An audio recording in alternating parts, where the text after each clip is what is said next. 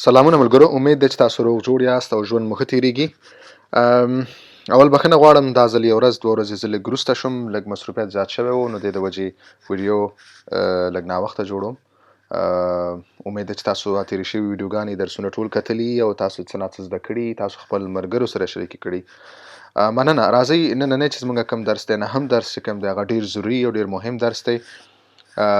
روزمره ژوند کې موږ ډېر زیات استفاده کوو او تاسو اکثره ځایونو کې د دې استعمال ګورئ او وینئ، لکه ډېر زیات استفاده ترې کېږي. نننی چې زموږ کوم نهم درس دی هغه د افواق په باره کې دی. افواق مطلب دی دا هم کومکي افعال دي او په انګلیسي کې موږ وایو to have، یعنی یو شی لرل ستاسو ملکیت ښیي. مثال ما سره یو موټر دی یا زما کور دی، زما ملکیت ښودلو دپاره دغه کومکي افعال دي موږ استفاده ترې کوو. صحیح ده؟ دا ډېر ضروري یو کومکي افعال دي او موږ دې نه استفاده کیږي او ضرورت هم ورته راځي. اکثرا موږ او تاسو لکه روزمره ژوند کې چې کومې کله خبرې کوو نو ډېر موږ د دې ډېر ضرورت دی چې استفاده ترې وکړو. صحیح دی؟ بل ما ورسره پریزنټ ټنس لیکلی په موجوده زمانه کې، مطلب د دې استعمال څنګه دی او ځکه لکه هر ټنس هر زمانې سره بدلیږي که نه. که تاسو وایي ما سره یو موټر و تېره شوې زمانه کې، بیا څنګه وایي، یا زه به یو موټر لرم په آینده کې. نو نن اوس موږ موجوده زمانه کې افواق وایو. نو راځئ دا کم دي موږ سره، ما مثالونه ورکړي دي او څنګه به کې تاسو جمله جوړوئ. صحیح دی؟ راځئ چې درس شروع کړو. ښه، اول موږ سره دا هغه کومکي افعال دي چې ستاسو ملکیت ښیي، ستاسو مطلب ستاسو ملکیت یو شی ستاسو یې خپل هغه ښیي. صحیح دی؟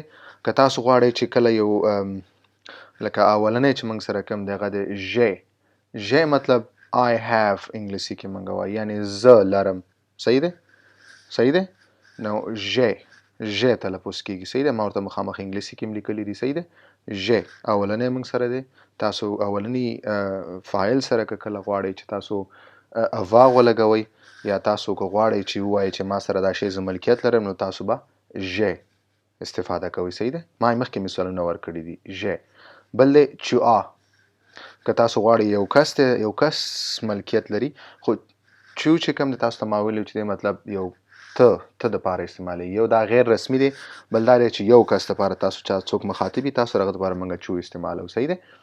نو که تاسو غواړئ چې یو کس ته وایئ چې دا شی ستا دی یا هغه لري، نو تاسو چوآ استعمالولی شئ. چوآ. بل موږ سره دی ایل مطلب ایل موږ هلک دپاره استعمالوو، مذکر دپاره او سنګولر واحد دپاره موږ استعمالوو. صحیح دی؟ ایلا. صحیح دی؟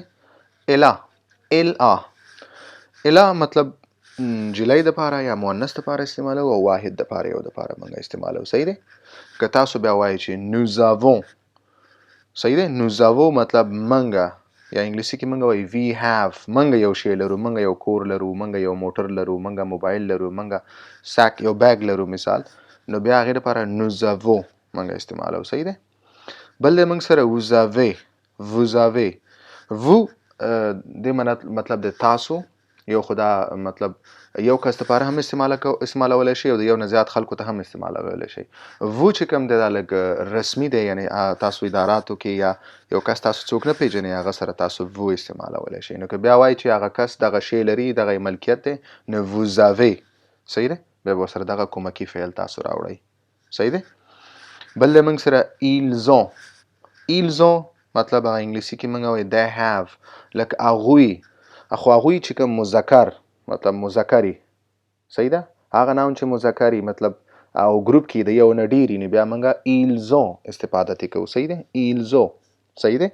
او بل موږ سره دی الزو چې کوم دی هغه هم موږ هغوی ولې مؤنث دپاره، مثال که ښځې جینکۍ خو د یو نه ډېري. صحیح دی؟ ګروپ ډېري. صحیح دی؟ نو بیا موږ الزو استعمالوو. که یو وي نو بیا الا استعمالوو. صحیح دی؟ پسنۍ چې کوم تاسو دی. نو موږ سره چې کوم افواق دي، کومکي وربونه چې هغه افعال چې کوم هغه ملکیت ښیي، نو هغه موږ سره دا دي او فاعل سره ما یو ځای لیکلي دي. لکه بیا زه تکراروم tu as, il a, elle a, nous avons, vous avez, ils ont, elles ont. صحیح دی؟ زه یو ځلې بیا تکراروم چې تاسو صحیح تلفظ تاسو واورئ. tu as, il a, elle a. صحیح دی؟ nous avons, vous avez, ils ont elles ont صحیح دی. راځئ اوس داسې مخکې ځو، ما مثالونه ورسره جوړ کړي دي، هغه مثالونه تاسو وګورئ نو تاسو بهتر ښه نښه پوه شئ. صحیح دی. اوس دا یو جمله کې ما استعمال کړي. اول دی ژ. ژ مطلب زه لرم. I have چې انګلیسي کې موږ وایو. لکه ما مثال ورکړی j'ai une voiture. زه یو موټر لرم. I have a car. لکه زه یو موټر لرم، دا زما ملکیت دی. صحیح دی. j'ai une voiture. voiture وایي موټر ته. اون مطلب یو د پاره استعمالیږي. j'ai I have زه لرم، زه یو موټر لرم، نو دا زما یو ملکیت دی. صحیح دی. نو کله که تاسو غواړئ د یو شي ملکیت چاته ښیئ چې دغه شی زما دی، نو بیا موږ avoir کومکي افعال هغې نه استفاده کوو. صحیح دی. j'ai une voiture. صحیح شو. مخکې ځو. دویم مثال tu as. tu as ما ورته لیکلی چې you have یعنې ته یو کس ته مخاطب یې، هغه ستا فامیلي غړی یا ستا ملګري انفارملي، نو بیا موږ tu as استعمالوو. tu as un livre. tu as un livre مطلب ته یو کتاب لرې. you have a book. ته یو کتاب لرې. د هغه ملکیت شی دی کتاب دی. لیف څه ته وایي؟ کتاب ته وایي. tu as un livre. tu as un livre مطلب ته یو کتاب لرې. صحیح دی. د هغه ملکیت شو، خو دا د tu as دپاره شو. صحیح دی. مخکې ځو. دریم مثال il a مطلب انګلیسي کې موږ وایي he has. il a مطلب موږ مذکر دپاره او یو سینګولر دپاره استفاده ترې کوو. صحیح دی.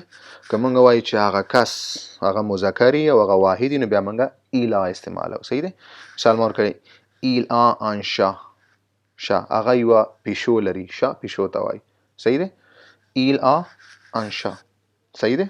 نو که تاسو غواړئ چې د هغه یو کسي واحدي او مذکري، نو بیا موږ il a استعمالوو او دغه ملکیت وښیي. il a un chat. صحیح دی. un chat. صحیح دی. مخکې ځو. ښه بیا اوس که نجلۍ هغه او مؤنثي یعنې او مؤنثي او واحدي، نو بیا به تاسو موږ elle a استعمالوو. لکه انګلیس کې موږ وایو she has. صحیح دی. elle a un sac. elle a un sac هغه یو بکسه لري. sac بکسې ته وایي. بیگ. صحیح دی. نو هغه یو بکسه لري. صحیح دی.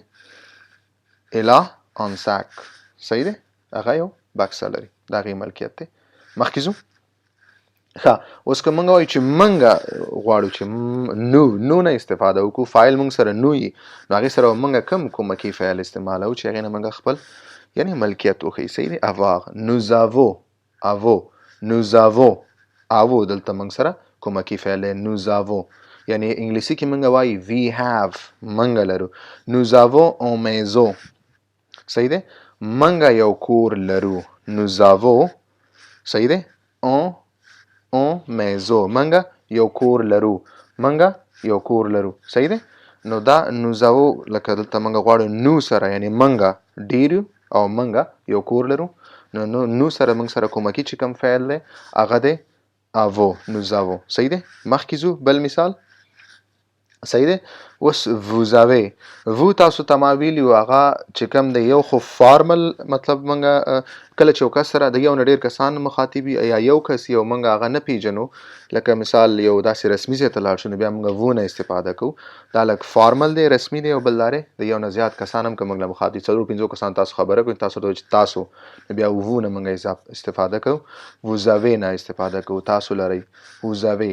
vous avez une chemise noire. صحیح دی. vous avez une chemise. chemise شرټ ته وایي. صحیح دی. noir تور. نو تاسو وایي یو تور شرټ لرئ. صحیح دی. نو دا ملکیت ښیي ستاسو د مطلب تاسو چاته مخاطب یې د یو نه ډېر یو فارملي. صحیح دی. vous avez une chemise noire. صحیح دی. دا vous avez شو. بیا موږ سره دی بل که اوس مخکې خو موږ ویلې چې اله یو کس دپاره واحد او مذکر. اوس که دی یو نه ډېرې جمع او مذکر نو بیا موږ ils ont نه استفاده کوو. ils ont یا انګلیسي کې موږ وایو they have. صحیح دی. ولې مذکري. صحیح دی. مذکري او د یو نه ډېرې بیا ils ont نه موږ استفاده کوو. صحیح دی. ils ont un bébé. صحیح دی. هغه یو بیبي یعنې یو ماشوم لري. صحیح دی. ils ont un bébé. صحیح دی. یعنې هغه یو ماشوم لري. صحیح دی. مثال په طور. نو دا د هغه ملکیت ښیي د یو نه زیات. مثال کسانی او مذکری صحیح دی او منګه هغې ته اشاره کوو نو بیا ایلزو منګه استفاده کوو صحیح دی مخکې ځو اوس که موږ سره چېرته جینکۍ د یو نه ډېري صحیح دی نو هغې دپاره به مؤنث وي او د یو نه ډېري نو بیا موږه الزو نه استفاده کوو الزو صحیح دی د have انګلیسي کې موږ وایو الزو او میزو صحیح دی نو مطلب الزو مطلب هغوی لکه مؤنث او د یو نه ډېري او میزو مطلب یو کور لري صحیح دی کور ته وایي میزو کور ته وایي نو دا د یو نه ډېر ګروپ چې کله مؤنث وي هغې دپاره موږ الزو استفاده کوو صحیح دی ښه بیا زه دغه تکراري مې دلته لیکلي چې تاسو پوه شئ کله ژ سره تاسو به څه استعمالوئ چو سره به څه استعمالوئ نو زه بیا تکراروم تاسو دغه افعال چې کوم کومکي افعال دي فاعل سره صحیح دی ژ tu as il a elle a elle a nous avons vous avez ils ont elles ont نو مننه ملګرو دا زمونږ هغه کومکي افعال اواخ چې کوم ستاسو ملکیت ښودو دپاره موږ ته استفاده کوو چې یو شی ستاسو لرئ ستاسو یې صحیح دی مننه تر دې وخته پورې دا ویډیو تاسو بار وګورئ ډېر مهم درس دی او خپلو ملګرو سره شیر کړئ صحیح دی ډېر مهم درس دی دا که تاسو څه سوال څه مشکل نو تاسو ماته په یوټیوب چینل په کمنټ هلته پرېښودی شئ یا زموږ فیسبوک په صفحه باندې تاسو موږ ته دغه کمنټونو کې پرېښودلی شئ نو زه بیا تاسو ته هم په دې باندې بیا هم ویډیو جوړولی شم بیا هم تشریحات درکولی شم که تاسو چېرته په دې یو ویډیو باندې پوه نه شوئ صحیح ده کوشش وکړئ ځان پوه کوئ که مشکل نو تاسو هلته خپل میسیجونه خپل کمنټونه پرېښودلی شئ او بیا هغې مطابق زه بله ویډیو درته جوړه کړم مننه بیا هم ملګرو تاسو ټول نه دا خواست چې زما چینل تاسو سبسکرایب کړئ یوټیوب چینل نقیب شارق او مخکې خپل ټول ملګرو سره شریک کړئ تر څو ټول ترې فایده واخلي تر بل درسه پورې ښه وخت درته غواړم مننه ابیانتو